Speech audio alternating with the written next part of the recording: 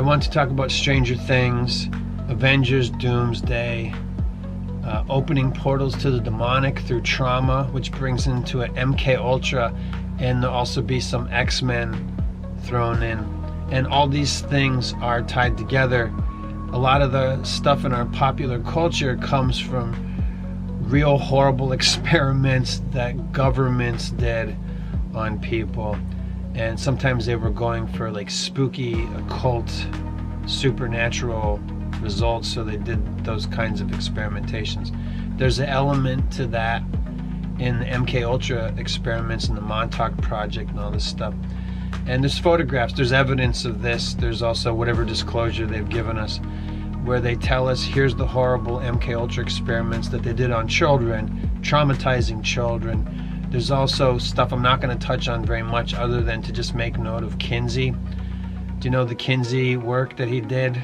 I think Liam Neeson played Kinsey, and they're trying to like make him. It's disgusting, the stuff that Kinsey did. They would traumatize children by doing research, and they would let child abusers go in a room with a child and do their thing, and children would be assaulted and traumatized, and then there's somebody behind the wall, behind a mirror, two-way mirror, and they're writing the results of somebody's horrible molestation. And a lot of this stuff has to do with it's all trauma. It's traumatizing people. And I just made a video about Avengers Doomsday, and about how the whole thing is to give you all your different superheroes that you've always liked, and all the different actors that played these superheroes, and bring them back together in one movie, because everybody liked the Spider-Man, the last Spider-Man movie where it had Tobey Maguire and the other Superman guy, and then the new Superman. So I had like 3 different Supermans in one movie, because it was the 3 guys who played him in the movies. And then they did in DC, they did Michael Keaton played Batman again, and the Flash. And at the end of that movie, they showed you Nick Cage Superman and Christopher Reeves Superman, and they showed you that Supergirl movie with Helen Slater from the 80s, and it was showing you all the multiverses of Supermans. They also did the Spider-Man cartoon Into the Multiverse, so it's all multiverse stuff. So now they're doing it again, and it's to traumatize you. In short, they're bringing back all your old superhero favorites, and then they're going to kill them, because it's called Doomsday, so they're all going to die. And it's to traumatize you. They also did the Marvel Zombies, where it's like, hey, here's all your Marvel legend superheroes and all this stuff, and they're gonna eat each other and die horribly and be cut to pieces. I saw the trailer for the Marvel Zombies, and not only did it look like crap in terms of animation stuff, it's just ugly. It looks like video game cutscene graphics, and I've seen video game cutscene graphics that are better than this. But anyway, the Marvel Zombies, and they eat each other up. And I believe that the whole thing is an exoteric ritual to traumatize you when you watch it, to make you, oh, you like all the superheroes, you grew up with playing with the Marvel Avengers toys, and you had an Iron Man mask and a Thor hammer and a Spider-Man web shooter thing, and Spider-Man throws up the Devil's Curse, and you like all that stuff, and that was your childhood. We're gonna kill all those guys now. And everyone's watching, like, you watch the Avengers movies, now you grew up and you're going to take your kids to see these Avengers movies, and we're going to kill all those guys. And it's also part of erasing the past and like putting it all to bed. Forget about heroes. No more heroes of virtue, none of that stuff. Now we're going to take Tony Stark, who was the hero, and we're going to mash him up with Dr. Doom, and we're going to have an Iron Man, Dr. Doomsday mashup character. And he's the hero, now he's the villain. So you're gonna wreck it. You're gonna break all your toys and ruin all your cherished memories of childhood, of running around pretending to be the old gods. All right, they're ruining it on purpose. And that was my, thesis, or whatever you want to call it, about Avengers Doomsday. So, Stranger Things. It's 5 seasons of watching children grow up that were traumatized. 11 in Stranger Things is a rib from the MK Ultra Montauk experiments and all that horrible stuff where they would tie the kids to the bed, because I've seen pictures of this too, but I don't want to use that stuff for thumbnails. where they did horrible stuff to experiment on children. And in this Stranger Things, they're opening portals to the demonic, which leads me to the main point of this whole video, which is that we are portals to the demonic. Here's how demonic possession works. You get traumatized, and then there's some kind of opening in you through pain, and then you do something you're not supposed to do, you do something that's against God. Well, the legalistic ways of demons being such as they are, they say, well, he did this or she did that, now we have a right to attack them. And if you traumatize people enough, and this is part of the MK Ultra experiments and probably other horrible, Project Golden Child or whatever these things they did are. They had these things called, what do they call it? Artichoke, Project Artichoke, which has something to do with your pituitary, whatever one of your glands in your head is shaped like an artichoke, right? That's something to do with it. So they have these real life government experiments, and probably all the major nations in the world have these same kinds of disgusting experiments where they blur science and occultism, because it's all forbidden arts like sorcery, witchcraft, magic, conjuring, necromancy, which is talking to the dead. They're trying to do all these things. Even the invention of the television cathode tube, they were trying to make spooky TV to talk to ghosts. They thought that they could, with the invention of the cathode tube, its intention was to make a device that they could speak to spirits with. Now it's just TV. Now we've transcended and moved on beyond the cathode tube to, a phone in our hand which has the internet on it, and we can get programmed with that and probably speak to ghosts or demons or whatever. So in Stranger Things, they had a government project that was traumatizing children to develop psychic abilities. What we know from the New Testament was that Paul and Silas cast demons out of a servant girl that was good at fortune telling. So this is during the Roman Empire. So they were taken to court by the rich family that owned the servant girl because they lost a revenue stream, because when Paul cast the demon out of the servant girl, she couldn't tell fortunes anymore. So they went to court and lost the case, and Paul and Silas got beaten with rods. So the point is, in the past, before the fall of Rome, it was accepted that people would have demons and unclean spirits within them because it was, you can make money. So powers and abilities, we don't have them. God didn't give us like super speed and all these things. But if you look into what anime is, like every third anime is somebody's in love with a demon.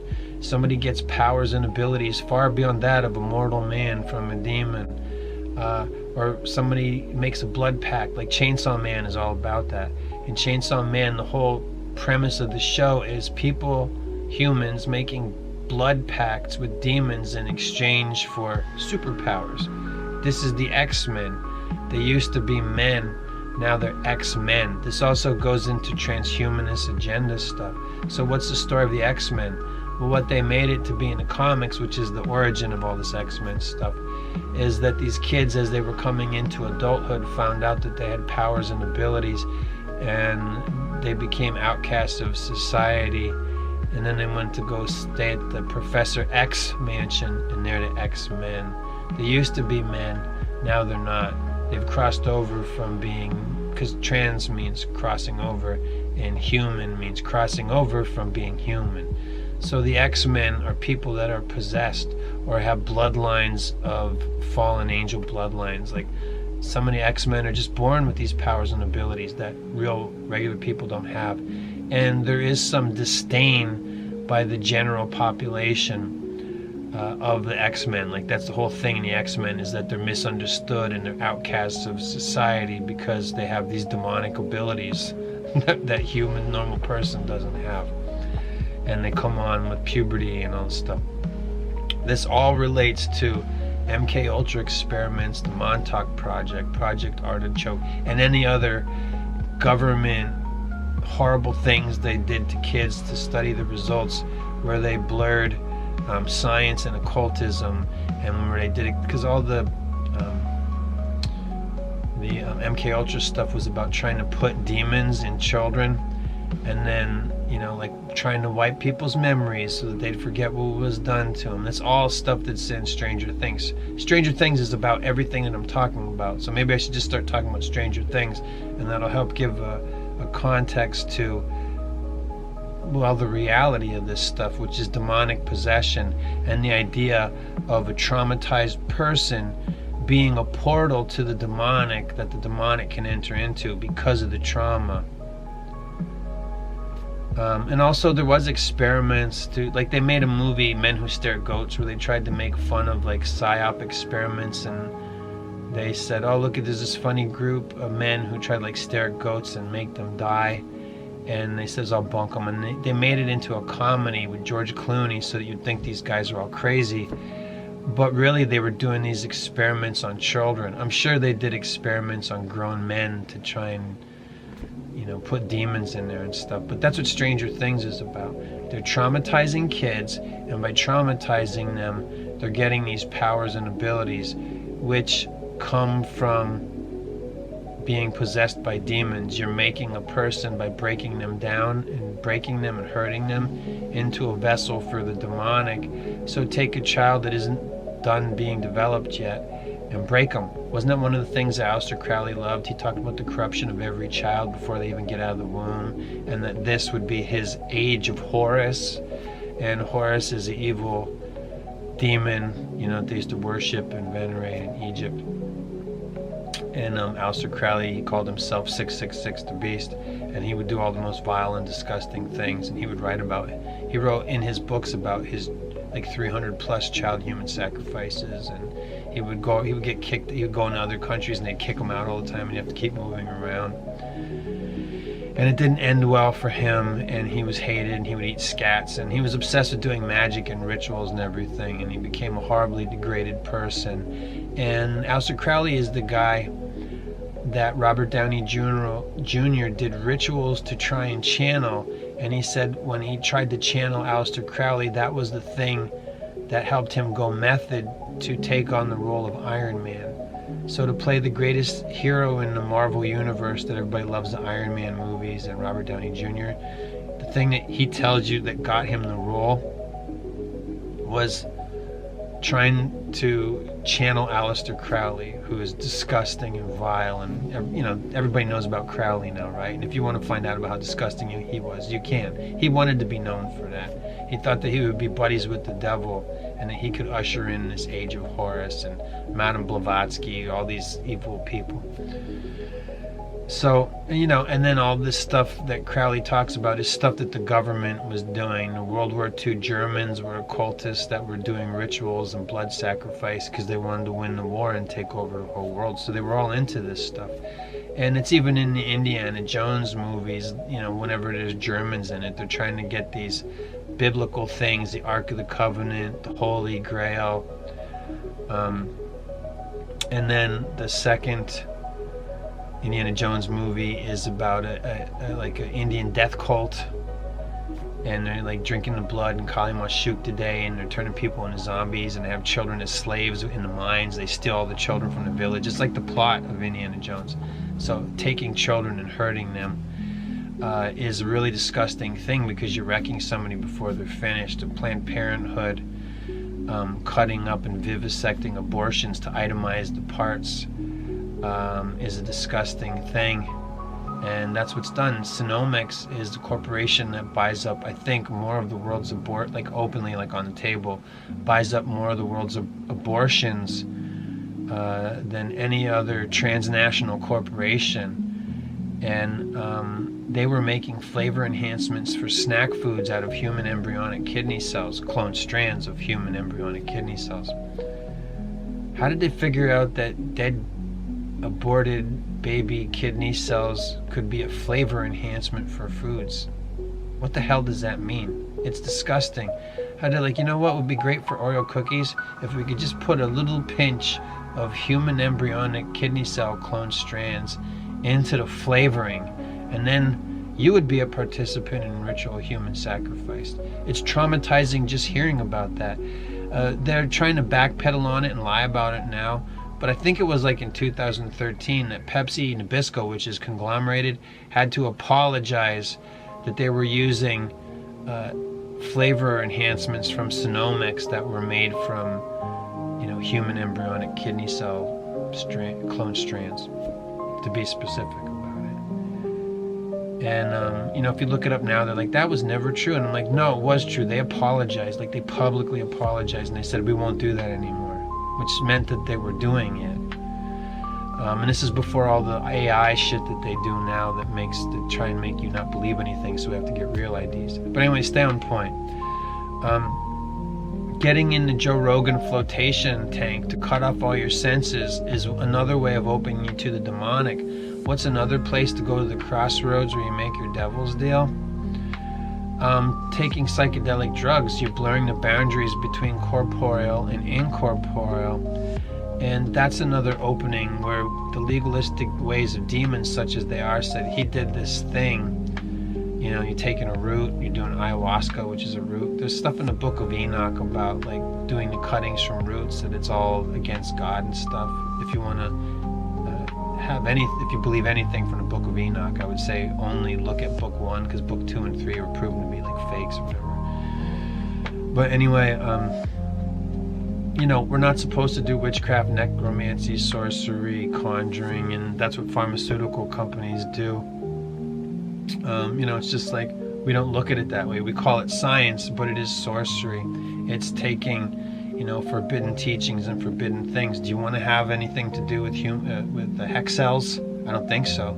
And that's what a lot of people signed up for. And they felt like in some countries they had to. They're like, hey, if you want to interact, everybody has to line up. We're making you do this. We're shutting down the world, and you're getting human embryonic kidney cells in you, in your blood, whatever that means. So, it's a way to be a participant in human sacrifice. And it's not esoteric, which would be like a ritual, like a ritual miming the thing. You're actually a participant, like your blood's involved. That's horrifying. So in Stranger Things, they traumatize the kids, and the more what is the power? I just learned this because I've seen some of this. I think I saw the first 3 seasons of Stranger Things. So I've seen some more of it now over the Thanksgiving holiday, and they're traumatizing children, which is making them portals to the demonic. But in that show, what's happening is it's opening portals for demons to come into our world. But how demonic possession works is, you get traumatized, and that gives demons ways to get into you. And what did it say in the Bible? There was Jesus says, how many demons are in there? And or he said, no, who's in there? Name yourself, demon. And then one demon, representative demon, says, our name is Legion, for we are many, which is an old-fashioned way of saying there's a lot of demons in here, Jesus. And then Jesus casts all the demons out, because there's a whole bunch of them, and he casts them out into a herd of pigs, because they requested. The demons say, please don't send us away before our time into the abyss or whatever. They said, cast us into those swines. So Jesus commands those demons into the swine, and then he commands the swine to go into the water and drown themselves, so the demons can't take possession of the pigs, which was unclean, unfit meat for people to eat before Jesus showed up, and probably afterwards too. So if the demons entered into the pigs and people ate the pigs, because that's what they were doing with them, eating them. And who was eating them? The Gentiles, because the chosen people, God's people that failed him, did not eat pork. But everybody else did. So is eating pork a way for demons to get into people? I don't know, but probably. So, I mean, back then. What does it mean now? I don't know. I don't eat it. I don't eat pork. I have a weird video on that. I don't know if it's out yet, but I think the video is called Are Pigs Human? So you can speculate about what that means, as I didn't look to see if that video has been released on this channel yet. But you can also type it into YouTube, and you're going to get weird results where doctors talk about it. And when they do grafts on people, they use pig parts, and the grafts take. Like human skin, they use pig skin. Why? Why does that work? That's weird. So anyway, enough about pigs. We're going to talk about ritualistic child human sacrifice and how MK Ultra was trying to put demons in kids, and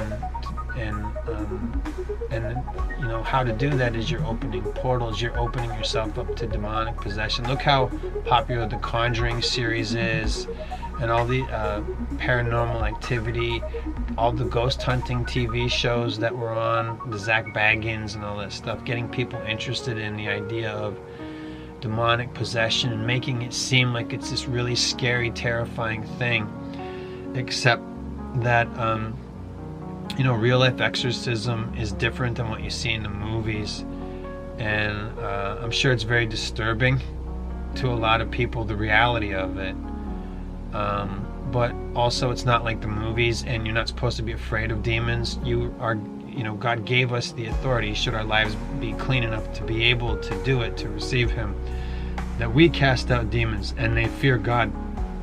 Just us doing an exorcism, doing it in the name of Jesus, saying, in the name of Jesus, I bind you, demons, and I command you to leave this person and go directly into the abyss. I command you to leave this person, and I cast you before the feet of the Lord for Him to do with you as He wills. In Jesus' name, amen. You do the exorcism. And you don't need holy water, crosses, or any of that shit. It's just the authority of given to you by God. You're you know, Ghostbusters, you're God's proton pack, and He is the proton that works through you.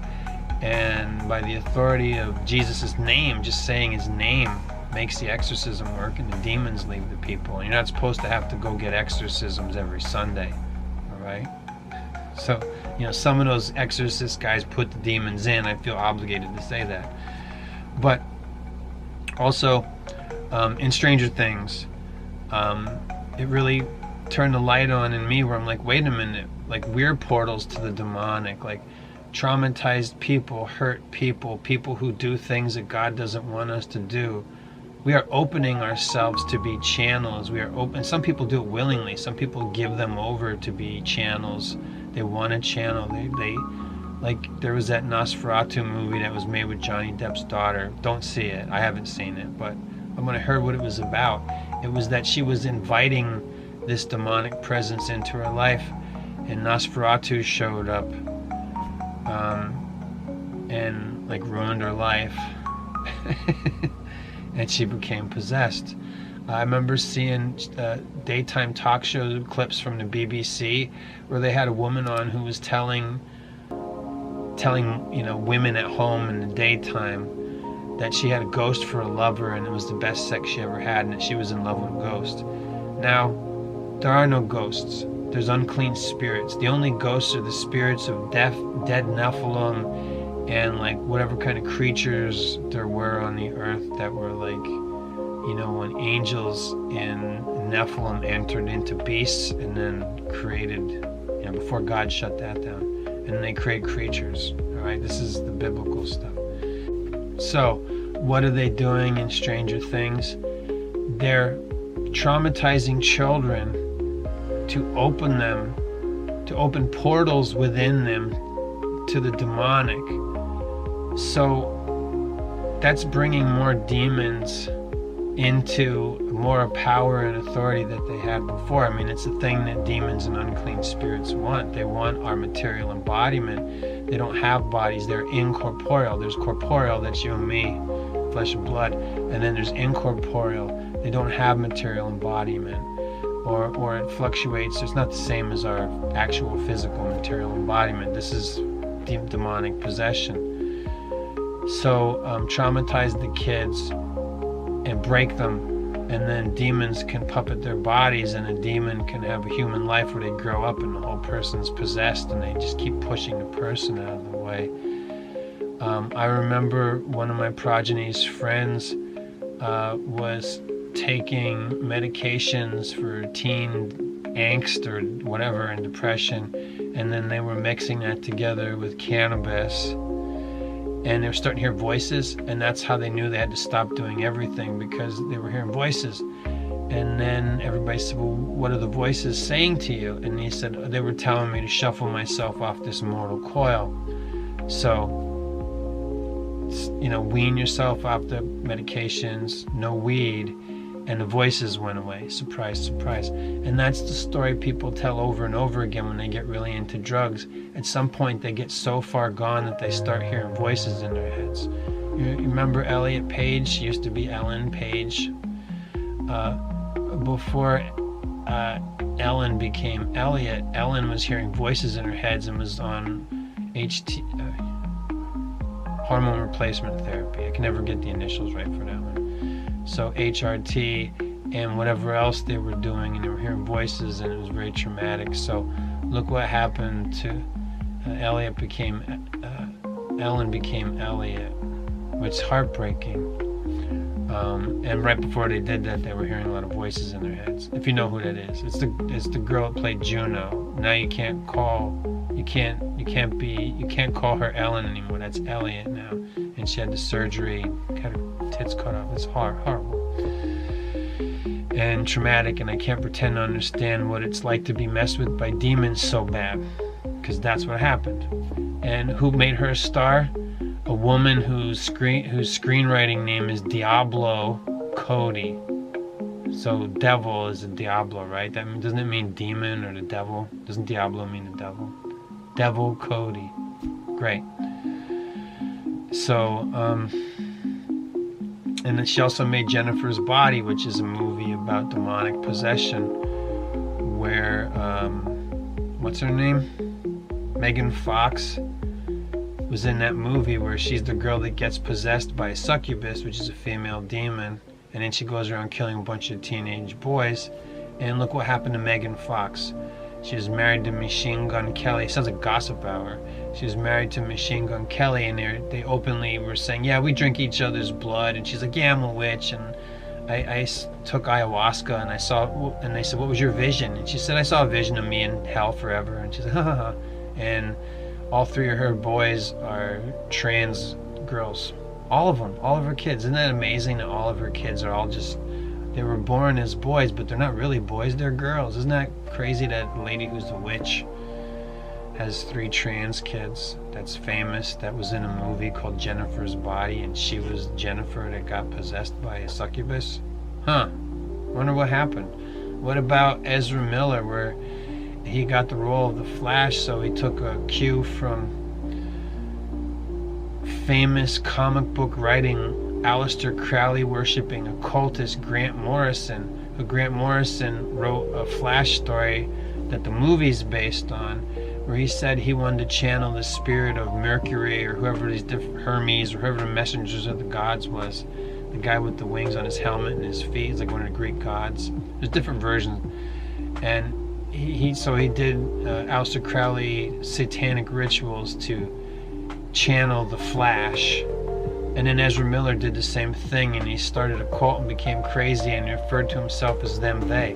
Why did he call himself them, they? Because he got possessed by a legion of demons like that guy in the Bible. So anyway, back to Stranger Things. It's about getting possessed. And it's the same thing with the X-Men. You're opening yourselves to demonic. It's the same thing with Chainsaw Man. That's the future that they want for us. They want us to go back to the old days of ancient Rome before it fell, where it was openly accepted that people had demons latched onto them. There's also a Stephanie Myers movie. Remember Stephanie Myers, the one who wrote a 50 Shades of Grey fan fiction, where it was BDSM. It was 50 Shades of Grey, but the guy was a vampire. And then she just changed it into Twilight, her fan fiction, and Twilight was a big hit. And Twilight was a decision where Bella had to decide what she wanted to do after high school. What do you want to do after high school, Bella? You want to be a werewolf or a vampire? Vampires have more money and are prettier. Werewolves, hairy, all that. You really want to deal with that? They live on the beach. They live like in a shack. And Where do you want to roll around with the dogs, or you want to be one of the elites and feed off the life force and essence of the living? You want to drink the blood, or you want to be a dog? Well, anyway, she became a vampire. And vampire means, what is the origin of a vampire? It's somebody who gives up their soul in exchange for some form of immortality, and you got to drink blood. So that Stephanie Myers did another movie that wasn't a hit, that was supposed to be another three movie series like Twilight, and it was called The Others. And what Stephanie Myers' The Others was about were aliens. There's an alien invasion from outer space, and anytime you hear aliens from outer space falling to Earth, it really means fallen angels falling to Earth. The aliens aren't up there. They're down here with us. They're demons. Aliens are demons. And sorry, my screen went dark. So aliens are demons. And Stephanie Myers, The Others, the whole Earth gets overtaken when these aliens come to Earth and they possess people, and there'll be multiple aliens inside people's bodies. And it's like Invasion of the Body Snatchers, which was about communism, where there was these aliens from outer space and they were taking over people's bodies, and that made them commies or whatever, and they were called the pod people. Well, this is Stephanie Myers' modern day retelling of Invasion of the Body Snatchers, but it's more like a soap opera and more like Twilight, because the whole thing is aimed at young people. And to summarize it, just to get over with it, it's about saying, hey, maybe it wouldn't be so bad to have demons, or in you, a bunch of demons, and you could be in love with demons, and the demons could possess you, and you could have hot demon sex. And that's Stephanie Myers, The Others, being taken over by demons. And the other one's about marrying a vampire and being a blood-drinking ghoul with reptilian shiny skin, whatever that means. And so it's all about being possessed. And there's so many things like this to invade our popular culture. Again, to go back to Chainsaw Man, I don't know how big of a hit it is in Japan. I think it's more popular in other countries than it is in Japan. So as of me recording this, a Chainsaw Man movie came out, and it was a big hit over all the other stuff that was in theaters. Like it beat Superman, James Gunn's Superman, and all this other stuff that came out. The Chainsaw Man anime, which most Americans don't know about Chainsaw Man, the anime, but it did become a big hit at the movies in America, and all they did was translate it into English from Japan. So in Chainsaw Man, the whole thing, as I said before already, but I'll say it again to reiterate, is predicated on making blood pacts with demons. That's what all the kids cutting themselves, that's making a blood offering to demons to make the voices and the pain and all the mental trauma that the demons are inflicting upon the teenager go away. You're opening yourself and your bloodletting, which is forbidden by God. It says in the Bible, no bloodletting. Because you're making offerings to demons, whether you know it or not. I know that most teenage girls that did that kind of stuff, or J-pop or K-pop idols that have scars all over their arms because it's like a true thing, are miserable, traumatized, and they themselves are idols, which is against God, and it's false idolatry. So they're letting blood out of themselves, which is an offering to appease the demons. That's why they keep doing it. It makes the pain go away, because you're making an offering to a demon so that they shut up for a little bit and they get high on your blood, and then they do it again until it destroys the person. And it's mostly young girls and stuff that do this, right? And they say, oh, it's goth and emo, but they're doing it because of trauma, and they're doing it because they're tormented in the spiritual realm from demons, and they're being whispered to in their ears by demons, and that's why they're doing that. It's bloodletting, which is forbidden in the Bible. It even says, I forget, is it in Deuteronomy? I'm not sure. But there's in Leviticus about all the laws of blood play and stuff, when it says don't drink the blood of animals, don't drink the blood of any living thing unless lifeblood runs through it. Well, that's exactly what demons want. They want the bloodletting. But you're not supposed to drink blood. You're also not supposed to, when people were mourning, they would do that. They would make cuts. and release blood. And God said, don't do that, because you're not getting over your mourning. You're making an offering to demons because they're attracted to blood. That's why the Incas and the Aztecs and the Mayans were cutting people's hearts out. And here you go. And then the blood would run down, the pyramid and all that stuff. That's why they did those things. So the World War II Germans did that stuff. And after we know what happened to the World War II Germans, they got like some of the most highest paying jobs, and they were hidden. They were like, no, the war's over. You guys should continue your research for us. And like, fine, we don't care. We just want to do devil shit. We don't care who's paying us. And then, that beats getting put on trial and executed and all that stuff, right? Oh, they're going to pay us higher than everybody else? Ha ha ha. Who won the war? The occultists. And who was the ritual sacrifice? Everybody that died in the war, no matter what side they fought on, when they pitted us against each other. That's what the war was. The war was a blood sacrifice. The war was a ritual. Our blood was being spilt on any side of the harmony, whether it was the deceived Germans or, Italians, Russians, Chinese, Japanese. It was the World War. Everybody was being offered up as a sacrifice, as many of our strongest and fittest young men as possible. I mean, guys wanted to fight in the war that they would lie about their age, and then the guys that knew that they weren't that age would let them in anyway because they wanted to fight for their country. They were sacrifices, blood sacrifices, killing each other. God said, thou shalt not kill. Well, are we supposed to kill or not?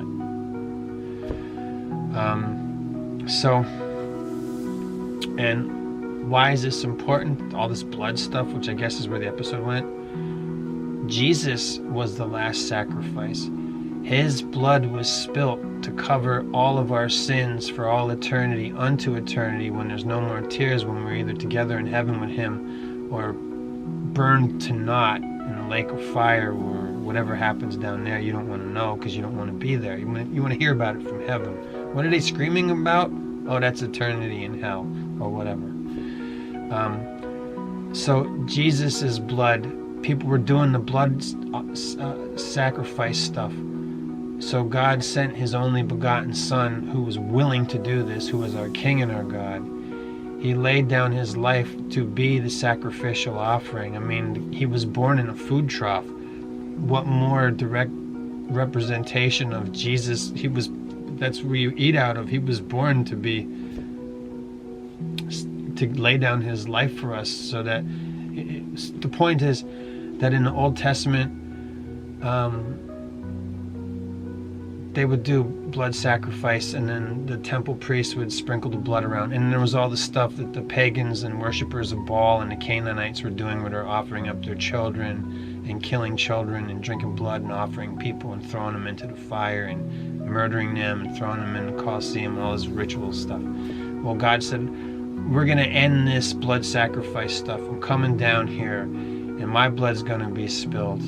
And then that's it. No more blood sacrifice, no more rituals, no more sprinkling the altar once a year to cleanse and purify the people with blood, no more Shabbat throat-cutting sacrifice.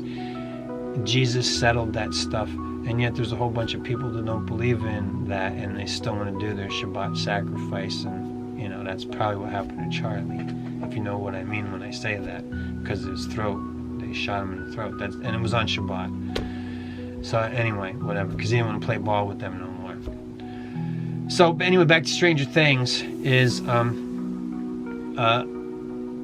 think people think about demonic possession, and they're like, yeah, like you can have a trauma happen to you, and then that sadness, those feelings is an opening, a weakness, and that's an opening for demons to come in and destroy your life and try to destroy you. I mean, that's really all demons want. They know that they're going to hell forever, and there's probably no way out of it for them. So they only have one objective until the end of time, which is to get as many people as possible sent to hell. So in Stranger Things, the idea of the whole world being turned the upside down just means Luciferian inversion of God's order. So God has one way we're told to do things. The upside down is inversion, all right, which Aleister Crowley was all into. And that's why there's a star pointed upright, which symbolizes a man with his head towards God or whatever. But if you turn the man upside down and have an upside down star, that symbolizes man with his head in the dirt, just to get on with it.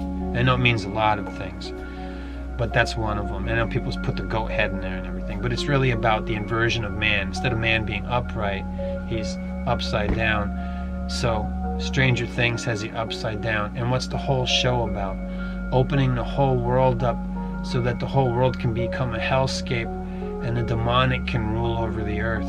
And what I've seen from Stranger Things, where the guy that calls himself Machnar, the demon, the Freddy Krueger guy they fight in Stranger Things, it's not Machnar, that's heavy metal. It's Vecnar. Whatever the guy's name, I think that is. So the guy's name in Stranger Things, he's talking to the little girl, number 11, and he's number 1, and he's talking to the little girl. He's just thoroughly possessed and destroyed as a human being, so he wants to open the world because he says that people are disgusting. It sounds like the wealthy elite. It sounds like the rich people. Like they're like, all these people are disgusting, and we just need to destroy the world, and we'll make it in our own image and likeness and everything. That's Luciferian inversion. So this guy, Lochnar? What's his name? No, Vecnar. So Vecnar, the guy, when they're in the MK Ultra thing training kids, he's talking about how he's so disgusted with Earth and he just wants to let demons take over everything because man is disgusting and weak. That's what the demons think. They didn't like God's plan for humanity and they were jealous. So they fought against God because they thought they could take him, which is pride and vanity, and they lost and they got kicked out of heaven, and they still think that they're better than us. Otherwise they would stop being evil, which isn't going to happen. They're twisted, perverted beings that have, some have thousands of years of just torment and doing evil, that they're broken, they're ruined. Like these demons, these fallen angels, these unclean spirits, these dead Nephilim, the dead spirits of dead mermaids, or whatever you want to believe, dead dragons or whatever, and all fallen angels. They're perverted and twisted, and they've had a long time to do this, and they're just completely ruined and destroyed, so they don't want to do anything except destroy. A wounded narcissist wants to lash out against the thing that it believes hurt it. And these demons are wounded narcissists with a God complex because they thought that they could take on the old man and win, and they failed miserably. So before they even go to hell, they burn down here. And what happens to the demons in Stranger Things? They don't like heat. And what's heat? Like, isn't that, like light and warmth, and we want to be warm, we don't want to be cold, we'll freeze to death. What if hell is like freezer burn, where, because in Stranger Things, the demons come from a cold place, and the upside down, and they like coldness, but the heat, they don't like the heat. Remember that, where Hopper, he's holding off the demons in the Russian prison. I think I'm going to do a review of Stranger Things, because I know people love it, but I'm like, this isn't really so great. It's not very good. Anyway, but I want to talk about the symbolism in Stranger Things and how it's about MK Ultra and opening portals to the demonic, and the big battle for the end of Stranger Things, because they're ending it now, right? This is the last season. The 5th season is the last one. So, they want to ruin the world by opening all these demon portals. It's the thing that the CERN Hadron Collider, the CERN in Switzerland, they talk about. They're like, we fired up the Hadron Collider and we think stuff may have come through. What are you talking about? Those are official statements from CERN, where they say CERN based on Cernunnos, which is a pagan god with horns that they used to worship. So CERN and Cernunnos, I think it's the same thing. And they have the statue of Kali, which is Kali the Destroyer in the Hindu pantheon of demons, which is just like some kind of fallen angel or something, right? I mean, like all the major religions of the world are just distortions of Christianity, like they're distortions of the truth. That's another episode. So, the Indians are worshiping a pantheon of demons, and Kali's a destroyer, like the age of Kali and age of destruction and all this stuff and all their beliefs. So why does CERN have a statue to that guy or girl or whatever kind of pansexual being it is or whatever.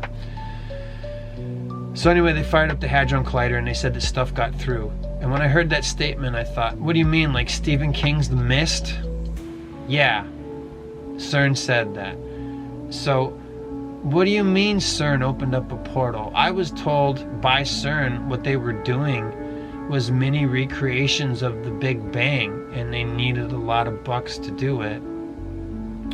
And then I saw the 8 million euro thank you letter for the Gothard Tunnel, and they wanted you to see that ritual. They wanted you to see the Gothard Tunnel celebration, which is an openly occult, directly satanic ritual that has a part that's part of the rituals inside the tunnel, and the other part of the rituals outside, where they have broad daylight, LED screens, and the whole and the devil comes out, and there's an orgy where people are wearing, like, they got clothes on, but like they take their clothes off and they're wearing skin-colored body suits, and they have an orgy and they bang, and then the devil comes out and he bangs, and then the Scarlet Woman becomes fat and bloated and gives birth to a demon that looks like Where the Wild Things Are from the Spike Jonze movie, and it looks like a mascot in a demon costume. I'm like, what the hell is this? And the guy's wearing goat horns and shit. Like, what is this? Thanks for the tunnel. Thanks for the Gothard Tunnel, a satanic occult ritual. And then they show the audience, and they're all wearing white gloves and top hats, and they're weirdos, and they're holding like branches of a tree. And like, what the hell is that's the audience? What the hell are they doing? So anyway, rich people believe in the devil, and they worship him. Not all of them, but the really rich people, because they know what's up. How do you think they got that money and power? Probably drinking baby blood. Nothing's new. It's the same as it's always been, except for there may have been this time when it was 1,000 years of peace, but called the Dark Ages. But that's over now. So the Dark Ages, where there was advancements in architecture that's unable to be duplicated today, yet nothing was going on and we don't know what happened. Doesn't add up. So this one's pretty crazy, right? I'm all over the place. But again, it's all related. Like, I don't know how long this video is going to be. I'm still going. So in Stranger Things, they traumatize children to give them powers. And is really Stranger Things and the X-Men that different from one another? I don't really think so. It's the same story. Troubled teens, chemicals, hormones in the body, trauma. This kid's possessed. I don't trust anyone over 30. The music they aim at teenagers. The stuff that they were doing in the MK Ultra experiments, the ages of the children, opening portals to the demonic, Japan telling kids, maybe you want to do a blood pact with a demon and you'll get powers and abilities and be like Chainsaw Man. And what's Chainsaw Man? He's a horny teenage boy. And he doesn't own anything, and he lives in a shack, and his big highlight is he just wants jam and toast. Does that sound like live in the pod and eat the bugs to you? All he wants to do is feel up a girl, and he's willing to risk his life to do that. He's even willing to be fused with a demon, the chainsaw demon or whatever it is. And they have all these demons of evils of the world. Here's the bomb demon, here's the gun demon, here's whatever they do. Here's the wolf demon and all this shit.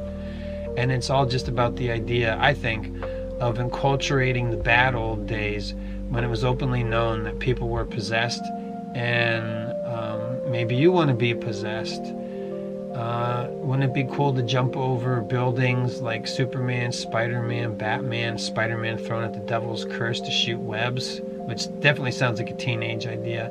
He's shooting webs, he's doing a devil's curse and shooting his ghoul over the place. Sounds like a teenager.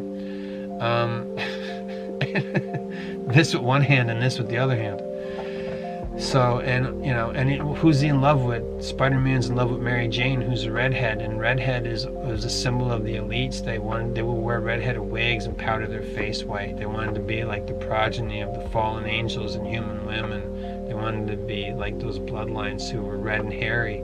They have red hair and pale skin. These are the descriptions of Nephilim throughout history, and that's what the elites wanted to be. Think about Queen Elizabeth and all the other queens. in England and stuff like that, and the red hair and powdering their skin to be pale and all that stuff, imitating the Old Testament overlords, the people before they flooded the earth.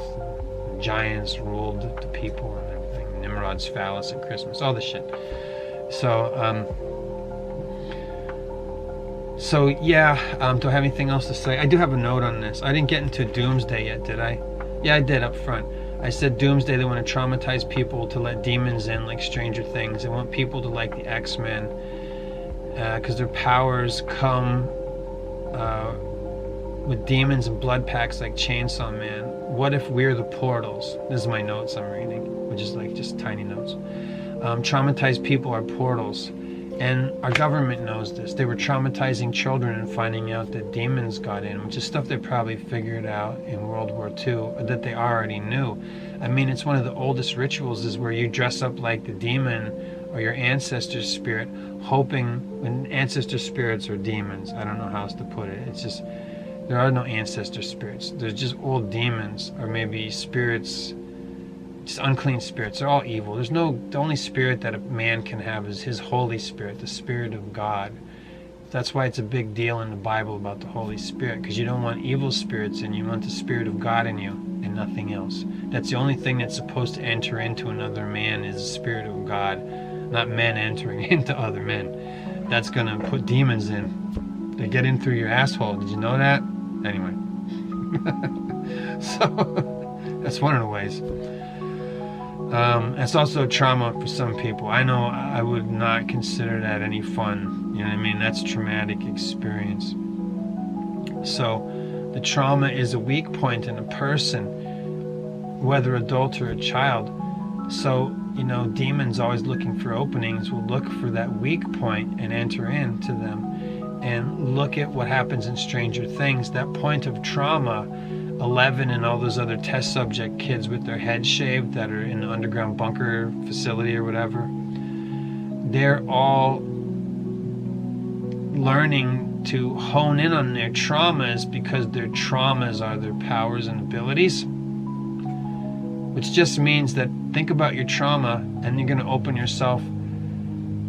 within yourself a portal that allows the demons to come into you, and then you're the vessel for the demons, like Wagner? What's his name? Vecnar. I'm sorry if I don't have that name. You know who I mean. The demon from Stranger Things is Vecnar. So Vecnar got taken over by demons, and I know that the show isn't over yet. They're like finishing. When's the last episode? Christmas Day or some shit like that. So they're because they want you to watch the ritual on Saturnalia. December 25th, we guys see how Stranger Things ends. It's the last one. People have parties about this. They're having, like, you know, they have watch parties and stuff to watch it. I think it's kind of cheesy. There's so many times where you have to really give in a suspension of disbelief, because I'm like, this is stupid, like, all this stupid shit. And they're just telling kids to do bad stuff, right? Like, you know, steal things and get whatever. I don't want, that doesn't matter. But anyway, kids being made to think, and anyone who watches, it's not just children, that if you focus on your trauma, then powers and abilities will come to you. But if you focus on your trauma, it's going to make you feel bad. And when you feel bad, you're weak. And when you're weak, and there's also a possibility in weak moments, like, give to me a broken man, this is something I can do with. God said, this is someone I can do something with. You know, give to me a broken man is what God says. Because when you give up yourself to God, then maybe, you know, His Holy Spirit can work within you, and you can be a lamp on a lampstand. But it's also openings. You know, moments of weakness and vulnerability can also be potential openings for the demonic if you're doing stuff against God, or if you're so horribly traumatized. And that's what Stranger Things is telling kids, because it's a young people thing. I think a lot of Stranger Things is just a nostalgia for the 80s. If you were there, then you remember that the world was better. And if you're young, you wish that you were living in the 1980s because the world was better. It's the same motivation. Don't you just want to go to the mall and feel safe and buy shit because you have money and everything was cheap? and all the pretty things, and everything's fantastic and plastic, and there's enough. Yeah, me too. I think that's the main appeal, and then put demons in it and stuff like that. But I think it's encouraging,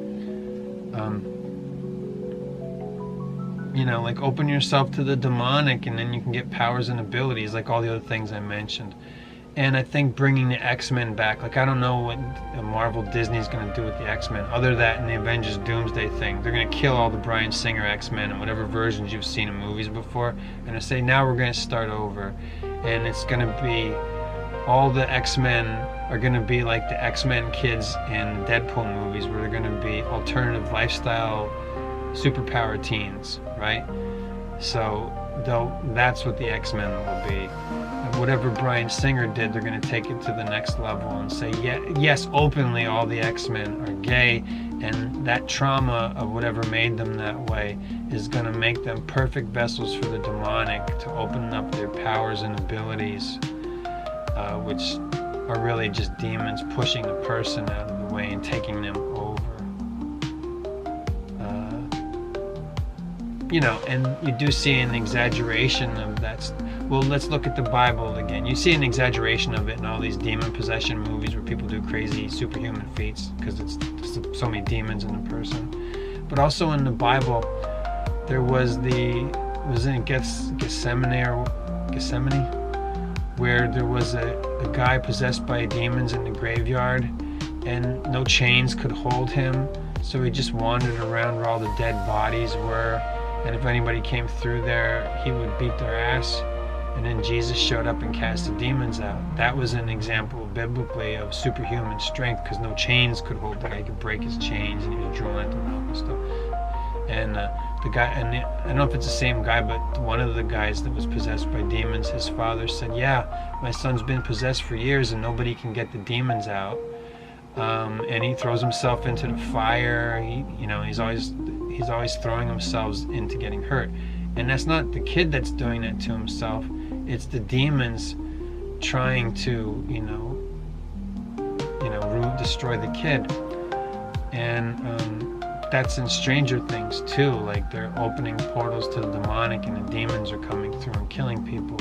And that's the whole thing of Vecna, was he was going into people's most traumatic moments because they were openings to him.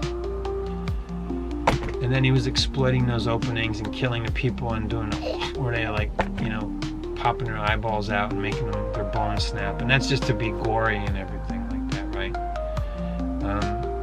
But the trauma is the opening, right? And where did the guy that became Vecna learn that? When he was in the government program, because he was test patient number 1. And he knew that the openings to evil, to earthly power and evil and stuff like that was through trauma. So when you watch these movies and TV shows like The Terrifier, I've never seen a Terrifier movie, but I heard all about them. And it's just to make you see horrible, disgusting stuff, to traumatize you, but additionally to desensitize you, because we know that it's true that some people like to see the gore and they want to see that stuff. So they're like, okay, we'll give them more of it. So you're demonizing yourself.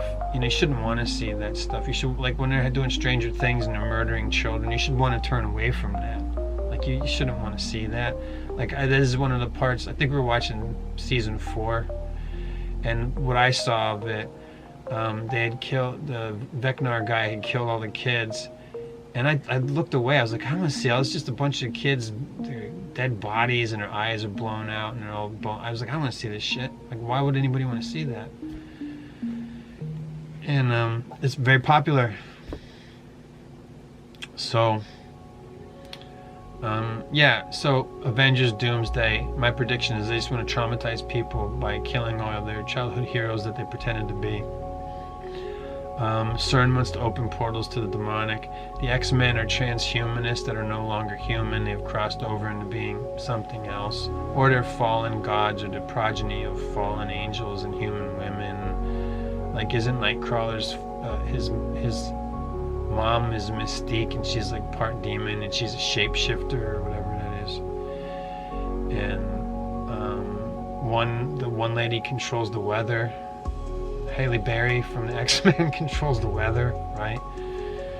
And there's Magneto, who controls forces of nature. This is all stuff that God forbid us to do.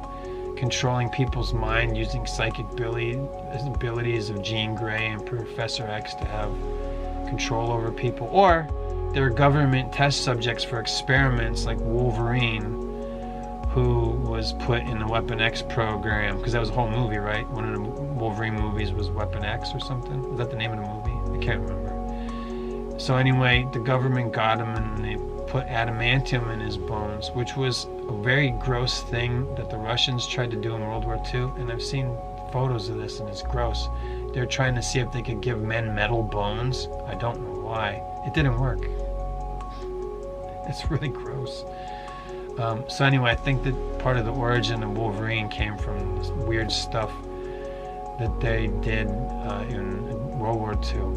And I don't even want to know what superheroes came out of Unit 371 or whatever. Was it 317 or 371? Did you ever hear about Unit 371 in Japan, what they were doing to the Chinese prisoners? It's disgusting. Yeah, I mean, the whole world cringed when they found out about that. But then again, the whole world didn't find out about the stuff that the Germans were doing because they got paid to continue that research while Tiny Mustache Man went over and had kids and retired in Argentina with a whole bunch of the other World War II German guys. Bad guys. So, I don't know, that's an earful, right? How's that for a lo-fi chill jam? I wish I would have said more of the Stranger Things stuff up first. Maybe I'll do a video, another one, where I'm just going to isolate and keep it focused only on Stranger Things without bringing Doomsday or Chainsaw Man or X-Men into it. But I thought all these things and MK Ultra will have to come into Stranger Things. You know what influenced Stranger Things existing? Something I don't hear other people talk about, but then again, I'm not really watching YouTube videos about Stranger Things and what it means. I remember J.J. Abrams did Super 8, and he put a horror bent on the Amblin style of movie because J.J. Abrams was literally Spielberg's babysitter. Of Spielberg's kids, J.J. Abrams was their babysitter. So, which is weird. So J.J. Abrams made Super 8, and Super 8 is the template of Stranger Things. I know that Stranger Things steals from a bunch of other stuff. It's all 80s nostalgia. Like, you know, all the Stephen King stuff and the Freddy Krueger stuff, the Vecna Freddy Krueger stuff. I hope I'm getting that name right. I don't want to keep saying it because you're probably already annoyed. But, you know, all the cool 80s stuff is in there. Not that it was cool, but anyway, moving on. I don't know, I can't remember other stuff, but, you know. Oh, they did the kid that was Eddie Van Halen kid or whatever, and he's playing the guitar and he's jamming out. And that's everybody's favorite song. Tell me that the Duffer Brothers aren't occultists, and I'll prove to you right now that they're lying. Kate Bush is a witch, okay? So the girl's favorite song is a Kate Bush song, and it sucks. That was never anybody's favorite song. Maybe there's some, you know, Zoomers or Gen Alpha that will tell you now, oh, Kate Bush, I love her. Nobody was thinking about that old witch until they put that in Stranger Things. I'm just saying, nobody's favorite song, not even a real life witch's favorite song, is Kate Bush's anything. Kate Bush doesn't even have a favorite song of her own, probably. Anyway, Kate Bush sucks. That music sucks. I don't know what. I'm sure there's some kind of occult witchcraft message in the song that's in that movie, but the girl has to keep listening to Kate Bush over and over again. Why? To get brainwashed? Because that's another MK Ultra technique thing. Is playing a song over and over again. That's what the soldiers did when they went into Iraq. They played heavy metal, or what was a Metallica song? They just played it over and over again, and they made them listen to it.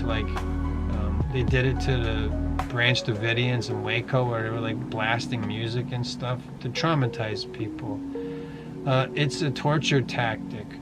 So telling somebody to listen to a song over and over and over again, it's a way of wearing a person down so that demons can get it. So telling people in Stranger Things to think of your favorite song, I had songs that I like, and if you listen to them too much, you get sick of them. But, forcing yourself to listen to the same song over and over again is self-torture and MK Ultra together. So look at the things that Stranger Things is putting out there to do. Brainwash yourself with the same song over and over and over again. And what also happens with the kids in Stranger Things, their nose bleeds when their powers come out. Their nose bleeding is the blood sacrifice. It's the blood offering. Blood comes out of their nose and it activates their powers. That means it's on. Let out some blood, which God said no bloodletting. Let out some blood and here's your power. That's how your powers are firing up. I'm not saying that the Duffer Brothers are evil occultists that drink baby blood or whatever. I'm saying that it's the whispers of demons into their ears, and they're like, that's a cool idea. It's just channeling that you don't know you're doing channeling. When you sit down to be a creative type, an artist, writer, painter, drawer, sculptor, and you don't know where the ideas are going to come from, so you just sit down with a pencil and do a stream of consciousness, and you connect ideas from things you see around you. Yes, you're being influenced by demonic. You're channeling ideas. I know I used to do it. I used to channel ideas, and then a lot of my ideas I had for things turns out came from real life occultism, and then I stopped. I was like, those aren't really my ideas. I'm being whispered to by demons, and I can't even hear them. But that's what's happening. I never heard like voices or any of that shit.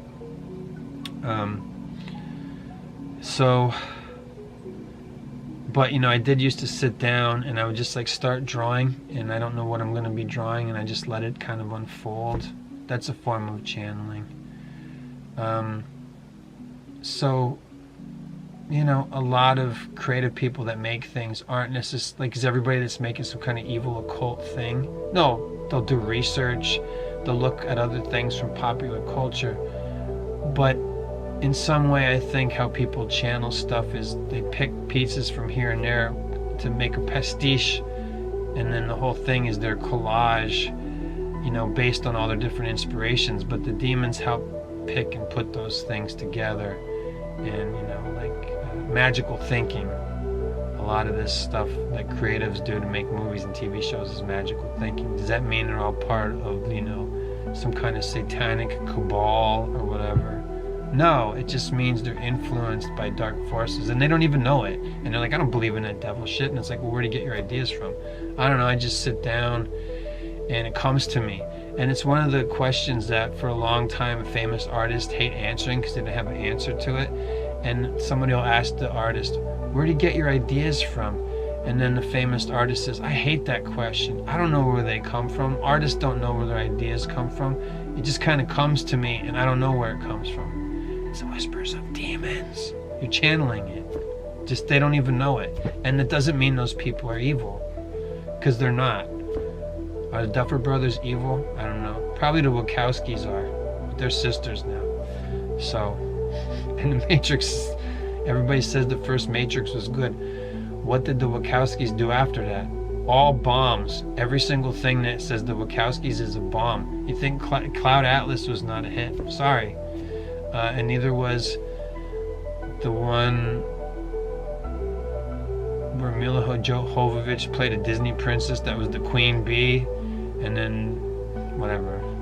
All the movies suck. And it's a lot of it's channeling. And the superhero movies are worship and veneration of the old gods. And Stranger Things also brings into it like Stephen King, Cthulhu stuff, and it's all about opening portals to other dimensions. And God says that there are realms, other realms. There's the dream realm, there's the astral realm, and there are entities that don't necessarily have material embodiment. This is incorporeal life form. They have to latch on to us to have material embodiment. And who knows what the Battle of Gog Magog will look like. But it's where the forces of darkness, like grains of sand in the sea, will attack God in the camp of his saints. What's that mean? That's part of the end of the Bible, before God settles the earth and there's no more tears, for the last time. So we know that one person can have a legion of demons in them. We know that some people's personal pronouns are they, them. How appropriate to being possessed by demons. And some people openly want to be possessed by demons, and they want to channel, and they're like, yeah, I'm channeling, like they openly do it. I knew people in a cult, and they admitted that they channeled stuff, and their cult had a lot of stuff that was working out for them, and they were like making money and doing all kinds of stuff, and they said that they channeled stuff. Like they would sit down and do automatic writing, and stuff would come out that they would put into practice in waking life, and it worked. And they would have dreams about things, and then they would use those dreams as a jumping off point for how they lived their lives. And that's the influence of demons on the astral realm. I have a lot of Freddy Krueger type videos where I talk about spiritual warfare and making evil covenants in your sleep and your dreams. You're being influenced by demons. Maybe you might want to check, some of those videos out. I got more to come. I have like 3 or 4 videos in the playlist called Dream Stuff and Spiritual Warfare, whatever that playlist is called, on this channel. But I know that I have, as of me recording this video, there's like 3 more of those videos that haven't even been released yet, where I talk about astral warfare and how you shouldn't do astral projection, and lucid dreaming is dangerous, and sleep paralysis, and the shadow people, and all that stuff. All that shit's Stranger Things stuff. It's demons. A lot of things are demons. And do not be afraid. I'm talking about all this stuff. They want you to be scared. All you have to do is say Jesus' name, and they don't like that. They want to get out of here, because they're like, don't, this guy has authority to call on God, I don't want to be here. And they leave. And you can command them, in the name of Jesus, I bind you demons, and I command you into the abyss, wherever you want to throw the demons away. I command you to leave, never to return. I bind you demons, and I command you to fall before the feet of the Lord, where God himself will do with you as he wills. I cast you before the feet of the Lord God himself, for him to do with you as he wills. And then they have to go before God, and then he decides what to do with them. That's one kind of exorcism. There's a lot of exorcism videos. I'm just speaking on what I did. I've seen some weird stuff too, but other people have seen stuff a lot weirder than me, and I don't know that I want to have those experiences. But I do know that some people, I don't want to see stuff, like I'm never going to watch a Terrifier movie, but I watch Stranger Things, and it's not scary. You know what I mean? To me, it's like, I'm like, this is what Stranger Things is? It's kind of lame. But really, I think it's supposed to be appealing, well, to as many people as possible. But I think they also want it to be appealing to young people, because this focuses on, like 6-7 years of watching some kids grow up, right? Now they're grown-ups now.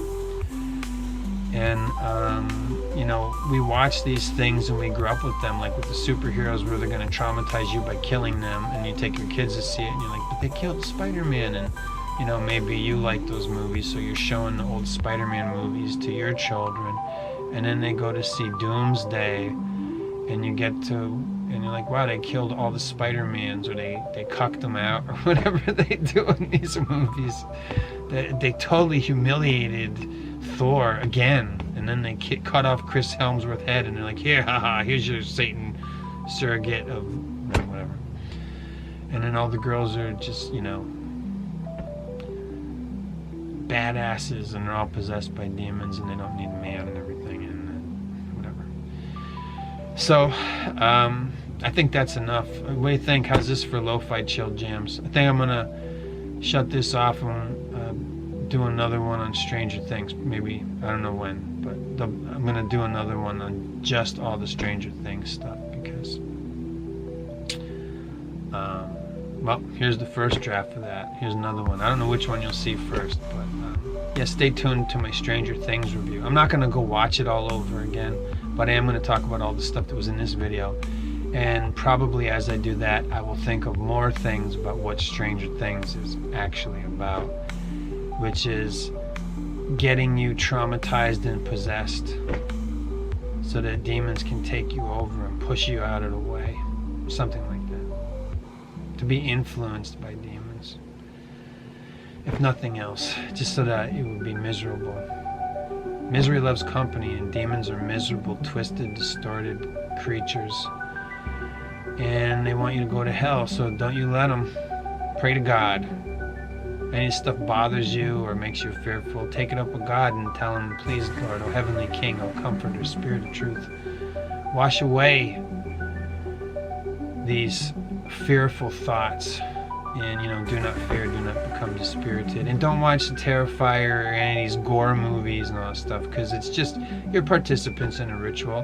When you're watching the horror movies and you see the people get killed in disgusting ways, even if it's just a bunch of, like faceless soldiers or army men, or they're bad guys or whatever you want to believe. You are participating in a exoteric ritual. Esoteric or exoteric?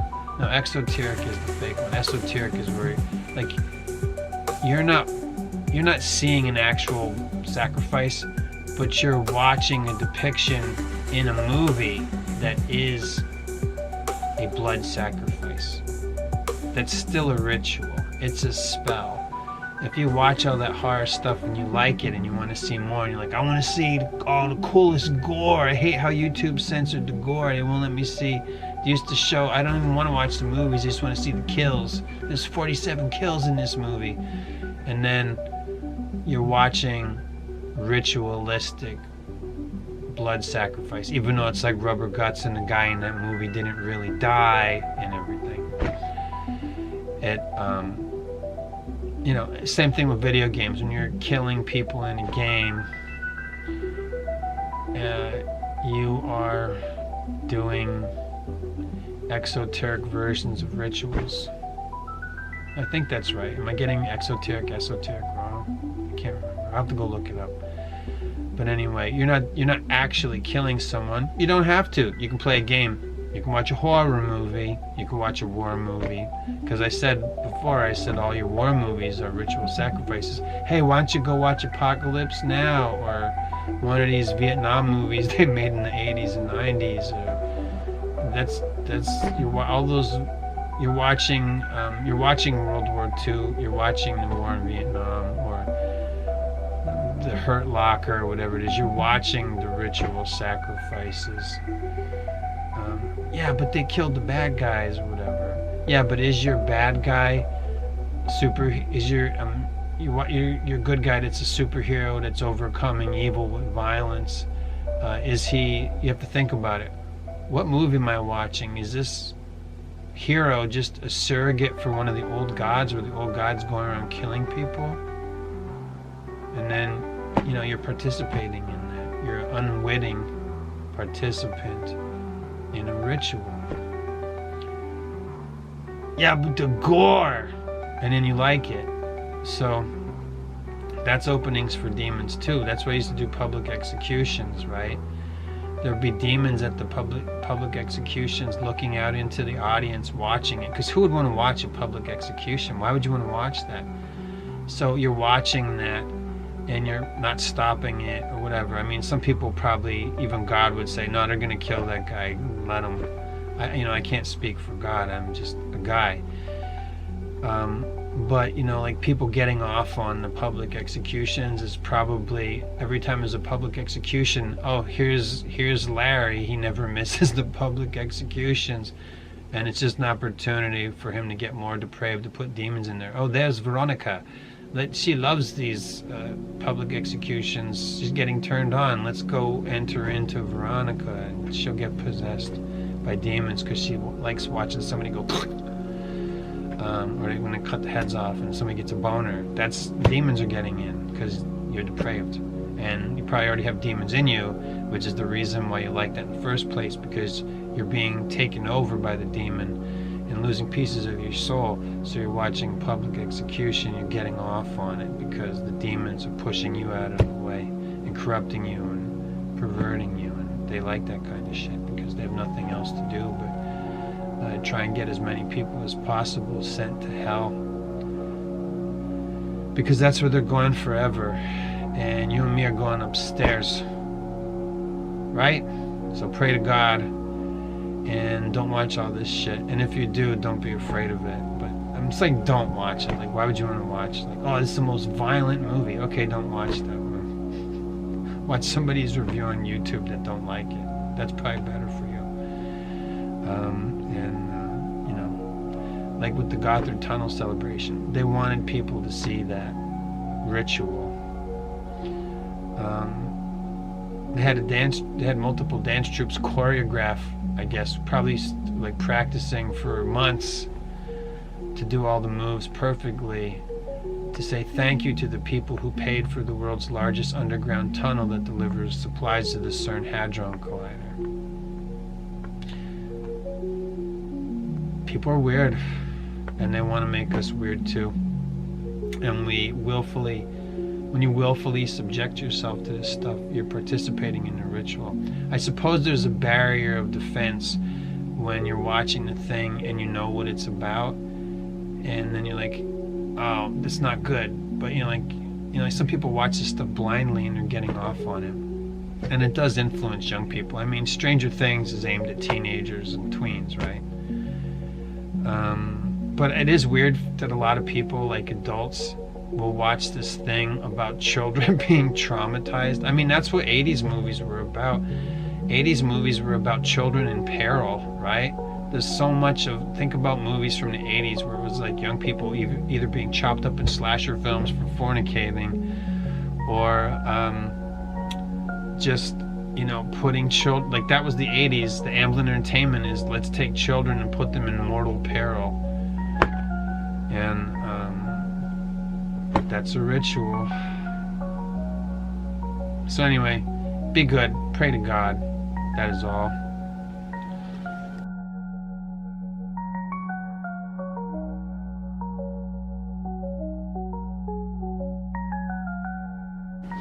Hi, this is my summary of Stranger Things.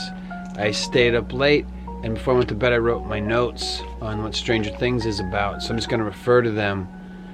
Stranger Things is disclosure about what they're doing to contaminate the biosphere so that our future is Netflix and pills. So I'm going to break it down. So the CEO of Netflix years ago was interviewed, and they said, why'd you invest so much money in what I'm going to call smell-o-vision? And the CEO of Netflix said, because I think our future will be Netflix and pills, and you'll be able to take a pill and you'll have like a full sensory experience of Netflix. A lot like the movie that they paid for, Netflix original, The Electric State, where, people are just in virtual reality and they piss their lives away. And, it's an adventure for whoever's left after most people die watching Netflix and pills. So Stranger Things is about contaminating the biosphere, which is part of MK Ultra programming. I mean, originally, I've recently found that the show Stranger Things was called the Montauk Project or something like that, which is a real thing that happened in Montauk. Do you remember that Michel Gondry movie, Eternal Sunshine of the Spotless Mind, where you go get your memory erased? And Kate Winslet is telling Jim Terry, come to Montauk. And Montauk is where, it's Charlie Kaufman's script. Montauk is the Montauk Project, where they wiped kids' minds and the MK Ultra traumatized them. And that's Stranger Things. Like, that's what happened to the kids in Stranger Things. That's what happened to Eleven and the little boy, Winona Ryder's son. And they took him to Montauk. And so MK Ultra has bigger implications. They have plans to alter the biosphere. And in summary, their altering of the biosphere leads to Netflix and pills. It really also leads to you'll live in a pod, you'll eat the bugs, and you'll own nothing. So Stranger Things rather is disclosure about that. Do you remember at the end of Stranger Things season 4? I didn't remember, but I've just seen it. So at the end of Stranger Things season 4, the very, very end, there is stuff raining down from the sky. It looks like fallout, and what it is that something has been released into the biosphere from the air, and they're looking at it. That's relating to chemtrails, 5G, taking drugs, Joe Rogan, and you haven't lived until you had DMT, and you go into these realms and you see the purple DMT woman and the Terrence McKenna machine elves and the meditating aliens and the cosmic jesters, and there's all these like realms that you can go into when you take psychedelic drugs, and people have shared experiences. They come out of their drug trips and they describe the same places, the same beings, and similar experiences. And biblically there are what's called realms, and when you sleep you go into the astral realm and you dream. When you take drugs you blur the boundaries between corporeal and incorporeal. And also sometimes when you take drugs it makes bad movies better. Like Tron's not really a great movie when you're sober, but it's way better on drugs. Probably even the Jared Leto one. People take drugs because they alter our reality, and now we have gas station vapes. It may sound crazy, but all of this is Stranger Things. Netflix is evil. In the future there won't be much else to do but Netflix and pills, and you want to. It's how you make a bummed out society where they took everything away from us, feel better, get high. It was predicted in Aldous Huxley's science fiction work that I think came out in the 1920s, A Brave New World. So gas station vapes lead to Huxley's soma. Aldous Huxley's brother coined the term transhumanism, and trans means crossing over. So transhumanism means crossing over from being human. Joe Rogan's been saying we're not going to be human anymore, and Peter Thiel, his name, the Palantir guy, his name is a perfect anagram for the reptile. So whatever that guy's real name is, who knows? I guess who cares?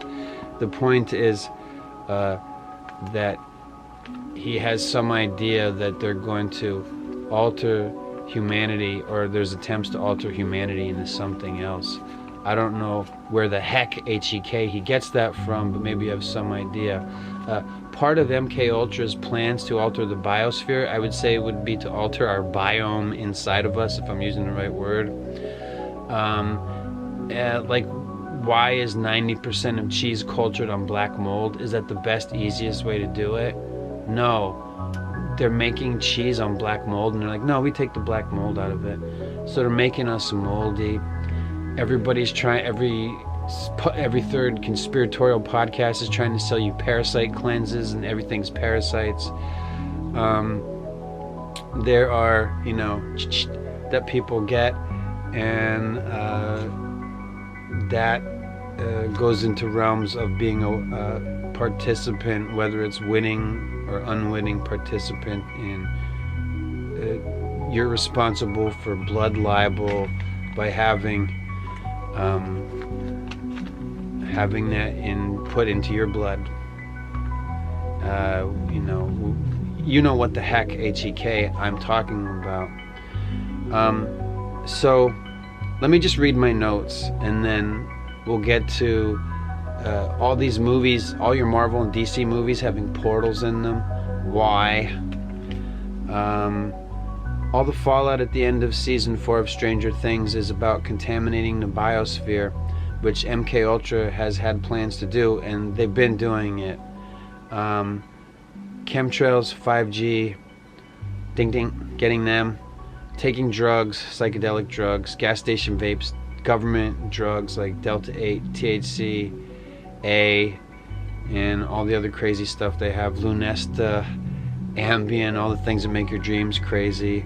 They want us to live in that altered state. There's another movie about this called, it wasn't a Netflix original or anything. It was called The Congress with Robin Wright, and it's a future where basically you take a drug and you stay online all the time, and you just own nothing, and you just wander around in rags, but you think you're online in a cool virtual world, and everybody looks better than a bunch of rag pickers wandering around slums. But there is a Netflix original. They made the movie to go in theaters, and then Netflix bought it and said we're just going to put it out on Netflix. And that movie was Annihilation, starring Natalie Portman with a P-O-R-P. I just think it's funnier that way. And Oscar Isaacs. And in that movie, everything on the planet is tainted by evil. And that was directed by the guy who gave you Ex Machina, which was about sex bots. And I've seen interviews years ago with the guy who made Ex Machina, and he hates God. So he's the director of Annihilation, which is about, tainting everything on the planet with, evil, I guess you could say. So all these Portal movies, Marvel and DC, that's also disclosure. It's getting us, and the multiverses.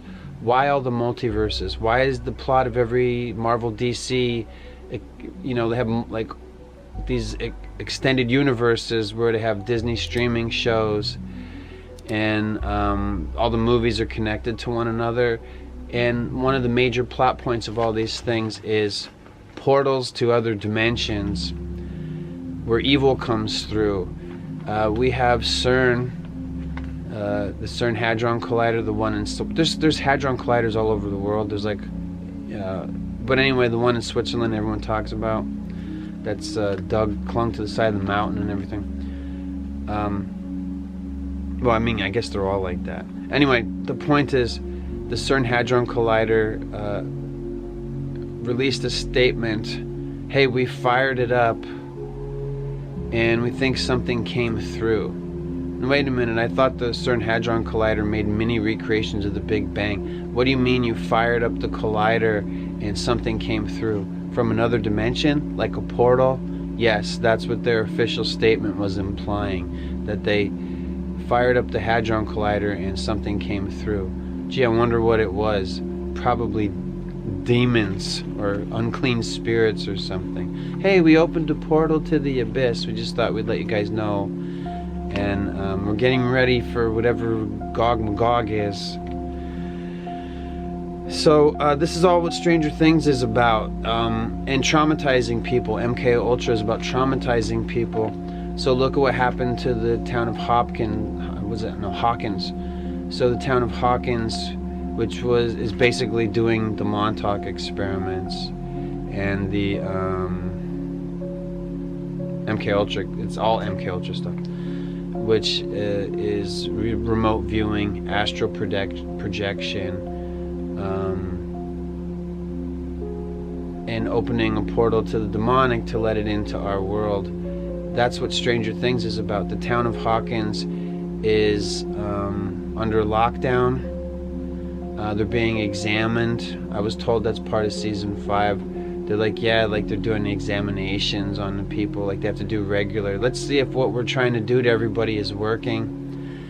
So all the things that they're doing to us that I mentioned already, 5G, which could be used as a form of mind control. There's those, they call them elf waves, where there's ability to manipulate people, like through the air. And then the devil, one of his names is Prince of the Power of the Air. Just saying. And then there's chemtrails. So all these things are making it possible for us to be influenced against our will, so that you could have waking hallucinations. Another Netflix original that's relatable to all this is Bird Box. Remember Bird Box, where people are seeing stuff that's not there, and then they go crazy and they hurt themselves and other people? Yeah, that's part of the plans. It's part of MK Ultra. Also, the idea, there was a bunch of shows, I couldn't tell you the titles of any of them, but there was like 3 or 4 shows, serialized shows, not necessarily streaming shows, but like network TV or whatever's left of that, like a couple years ago, where people wake up one day and they can't remember who they were, they can't remember the past, that was also part of the Avengers Endgame stuff. There was a blip, and a lot of people were just gone, and then other people wake up and like, what happened? We don't really know what happened. And there was a bunch of TV shows, because I know somebody that's a big TV head, and I'm like, what are you watching? And she's like, oh, there's a bunch of people wake up and they can't remember who they are. And there's like 3 or 4 shows that were like that. I don't know if any of them were still on. And this isn't even on Netflix. But the idea that we would, forget the past and not remember what happened to us, and a whole bunch of people are dead and gone, and like, we're not really sure what happened. They're trying to use, their intentions are to use technology like that on people, because one of the results that they got from the MK Ultra experiments were that they could wipe people's minds. And you know that when they torture people for information, they break them down, and then they try and break you down. Even just with like jail and prison and police interrogations, they try to break the person down so that they can get a confession. But it goes to extreme levels when it's behind closed doors, and it's, governments are involved in these things, and they just want to break people down. So what they found out is that they can break people down and just reshape them into like whatever you want, and turn yourself, and it's easier to do that to children. They're not fully developed yet. So the MK Ultra projects, breaking children and trying to reshape them and opening them up as portals for the demonic. The demonic possession movies are really popular. All this Blumhouse stuff where it's just movies about demons torturing and haunting people. The Conjuring series, which is one of the things in the Bible it says you're not supposed to do. No witchcraft, no sorcery, no necromancy, no raising the dead. I think necromancy is all part of that, talking to the dead, raising the dead. No conjuring is one of those. So the Conjuring movie series is about demonic possession. So they want us to be thinking about this stuff. It's also, I guess I could say, a form of disclosure, where they're like letting the public know, hey, we're doing this stuff to you, and we want you to get used to it. Like when they make all these movies like Outbreak and all these movies about lockdowns, and Contagion is one of those movies. And then when they do that, people are like, oh, this is how we're supposed to behave, because they made movies about this, and now they're doing this. And Joe Rogan is a very influential guy. He's like the most listened to podcaster. He's in flux of one of the, top 5 podcasts that people listen to. And he's talking about taking drugs and psychedelics, and you haven't lived unless you had psychedelic experience. And psychedelic drugs really came into America through the 1960s counterculture revolution. And Counter the American Culture in the 1960s was like pretty much an anti-family movement, just simply, or to change what's America. It's a country of families. Well, we're counter that culture. Take drugs, tune in, turn on, and drop out of society, I guess. And that just sets up, communism, Marxism, socialism, where it's like, we're going to get high and watch TV and give us our universal basic income, which leads to you'll live in a pod, you'll eat the bugs, and you'll own nothing and love it. And that's how BlackRock manages its assets, which are, people who make your entertainment is probably part of that, which is why they said, we at BlackRock believe in forcing behaviors, so all your movies have the message, and it's the same message. We're doing this to you, and you're not going to like it, and you can complain about it, but we're not going to stop making the same movie over and over again. And our movies are your demoralization campaign. And Stranger Things is part of that. It started out about being a group of friends where they meet a girl with magical powers who is MK Ultra, and then now you're going to find out that the little boy that was Winona Ryder's kid that was taken away was MK Ultra, and he didn't go into other dimension. He went into like government experiment lab probably. And so as Stranger Things goes on, some of the complaints about it were that it just became the message, and it's all the girl power stuff, and the guys are just in the background and stand down, and the girls will get stuff done. And that's one of those communism, Marxism, socialism tools to break up the natural order of things. You know, biblically, the husband is the head of his wife, so let's flip that. Men, stand down, you guys fight the war, you've been in charge. We're going to break the order of things so that we can reshape everybody into you'll live in the pod, you'll eat the bugs, you'll own nothing and love it. Netflix and pills. Playing games where, you know, you're going into other realms and say, wouldn't it be better just to become a fictophile? Wouldn't it be just the real world sucks, I just want to go online, I want to go into my games. Go ahead, young men, go into games and go around shooting stuff. You know, the authorship for New World Order website, or whatever you want to call it, like years ago in the early 2000s I saw this, and the thing that stuck out in my mind was that they said a series of small-scale conflicts at all levels at all times, and I would add to that even within inside oneself. So to have everybody conflicted all the times leads into the New World Order stuff of forever wars,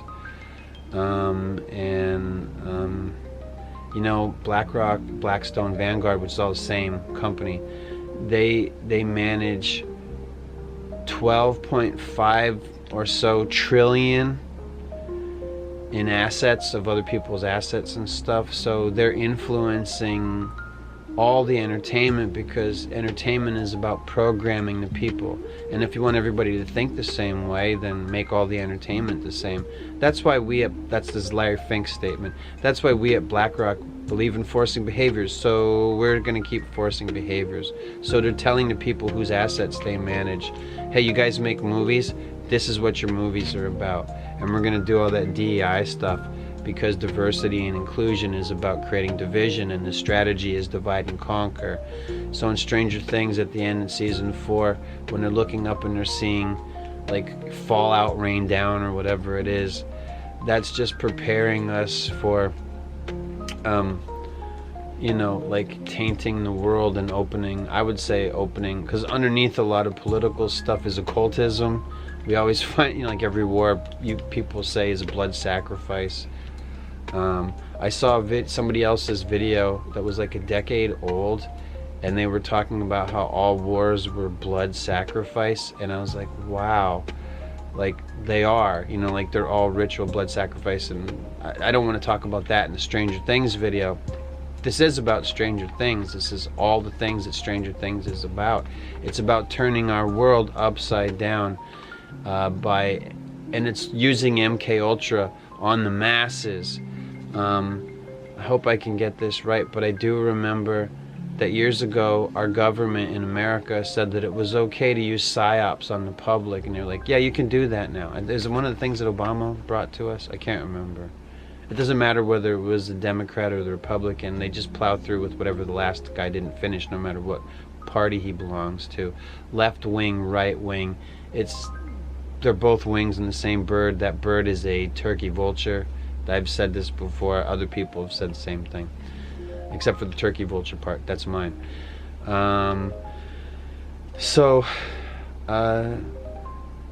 Yeah, Stranger Things is about MK Ultra turned onto the public, but not just in America. Maybe, you know, patient zero being America, maybe Japan is actually patient zero for that kind of stuff. They seem pretty programmed. They're already living in the pod, and they'll eat the bugs and own nothing and love no one, and they'll love it. They have all the stuff we know about Japan. I talk about it a lot, so do other people. Look at poor Japan, what they did to them. So and Saudi Arabia and the Muslimification of everything. So I don't know, nobody's seen the end of Stranger Things yet as of me recording this, but with what has been put out there already so far, they are contaminating the biosphere and changing our world and opening portals to the demonic, and that's what the Hadron Colliders all over the world are probably doing, and this is like CERN, HARP and DARPA stuff as well, and geoengineering is part of that. like stuff that they're releasing down on us is to get into us and affect changes within people. Bioengineered foods would enter into this, changing our biome inside of our body, altering foods,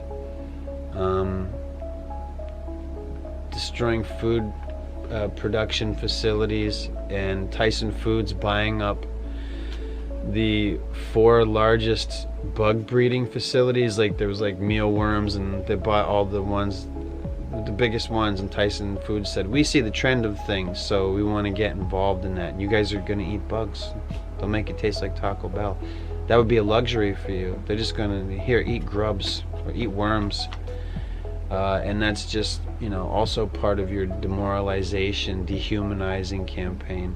Hey, you are what you eat. You guys are gonna eat bugs, and you guys are all of us. So, all these. Think about the theme of portals and alternate universes and multiverses. It's near omnipresent in entertainment that has a fantasy element. And the Japanese anime, they become obsessed with this. They don't want to live in the real world anymore. They're becoming what's called fictophiles, where they just want to live in a fictional universe. And that's what Stranger Things is. So they're just working on us over time, breaking us down. I know geoengineering can be used for a lot of other evil things. They've already been doing that. Like the guy who went on all the podcasts apologizing. He said, hold on, I came up with weather tech, but I was not responsible for what happened to those people in Texas or North Carolina, so don't come after me or my family. I just came up with the tech. I didn't implement it on the populace so that we could build smart cities, or whatever he said. So, yes, they're MK Ultraing, well, probably trying to use that research on the world. I remember the Gates Foundation, one of their goals was to have like a McDonald's education. Hey, we could set it up so that everybody could have the internet education.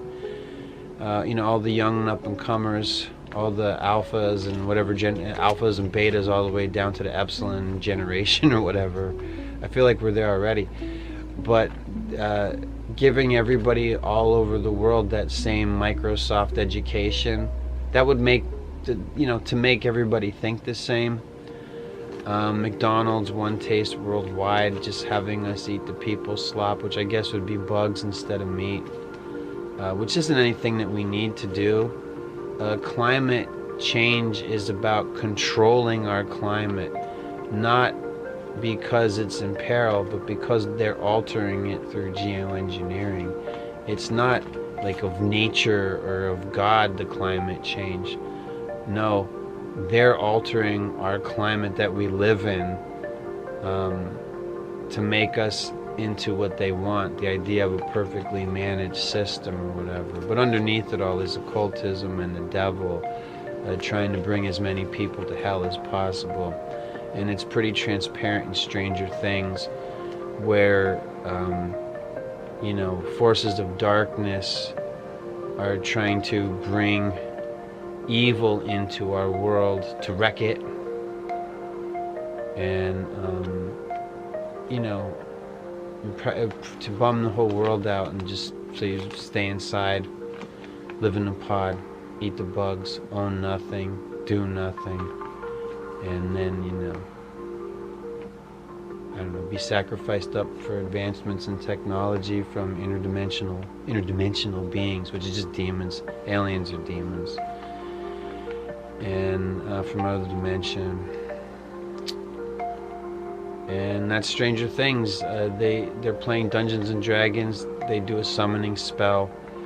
The little boy gets abducted in MK Ultra, and the portal to the demonic is opened. And that's again in all our movies. Like, just go through anything that you watched that you thought was cool.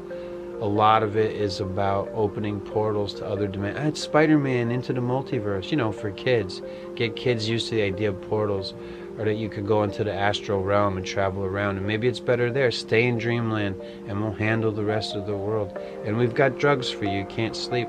Take Lunesta, take Ambien, or whatever else we come up. hit a weed pipe or whatever, and you're gonna have crazy dreams, and maybe it'll be better for you. Maybe you should just stay there. How do you control people? Divide and conquer. And how do you do that? Keep them high, mess with them, release stuff into the air, aluminum sulfide particles, affect changes in weather patterns, move people around. How do you set up forces of Gog, Magog? Maybe you take people and move them around to other countries and then try and get everybody to fight each other. That would be a series of small-scale conflicts at all levels.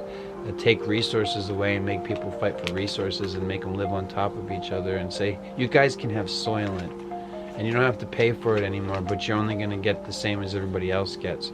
And if you want any more than that, we can fight about it and fight about everything. And, MK Ultraing. Stranger Things about MK Ultraing the world, like psyoping the world and changing us and turning our lives, our world upside down, or Luciferian inversion inside out, whatever you want to think about that. And there's a lot of propaganda through movies and TV shows about that. I mean, that's what that Annihilation movie, which was premiered on Netflix. Netflix bought it and said, "Oh, it's perfect for us. That's what we're going to do to you. We just want, your future is Netflix and pills," is what they want for us. I'm not saying their plans will work, but everybody thinking Stranger Things is cool. Yes, it's about wanting to live in the 1980s and eat junk food before we knew that it was poison. But we want that without all the trauma. And Stranger Things is about traumatizing you. And now that it's wrapping up, it's got the same message as everything else does. And Netflix is your programmer. And what they want, what Netflix wants for you is not good. They want you to be like The Electric State, which was that Netflix thing that people didn't really watch. But if you look into a summary of what it is, it's about just staying home and watching Netflix, and what will happen to the world. It'll fall apart, and that's okay. There's going to be somebody there to pick up the pieces. It's Hegelian dialectics, and everybody says this now. A lot of people use a term that nobody knew about probably 5 years ago. Most people weren't talking about Hegelian dialectics, but it's problem creation, then the people's reaction to that, and then the solution. So it's problem creation, reaction, solution. And the solution is, hey, we're going to make a problem for you. You're going to say, do something about this. And then we're going to say, here's what we'll do to make it better, what we always wanted to do, because we're the ones that made the problem that you complained about in the first place. Live in a pod, eat the bugs, own nothing, and you'll love it. And maybe Netflix will just become Disney, and there will be no Hulu or anything. Everything will just be conglomerated into government programming like the BBC used to have. Maybe it'll just all be, maybe it'll all be called Disney. Maybe it'll all be called Netflix. Who knows? Maybe we'll all be eating bugs, but they'll just call it Taco Bell because Taco Bell won the franchise wars in that movie Demolition Man a long time ago with Wesley Snipes and Sylvester Stallone and Sandra Bullock, and they're all retired now. But there was a thing called the franchise wars in that movie, and Taco Bell won. And the reason Taco Bell won the franchise wars is because you're gonna eat bugs that taste like tacos. Probably. Yeah, that's all. So Stranger Things, that's what it's about. This went on longer than I thought that it would from my minimal notes, but that's what they're doing to us. And I apologize if I repeat things, but I feel like it helps drive them in. Like I say, I repeat things, to drive it home. Like, this is what they're doing to us.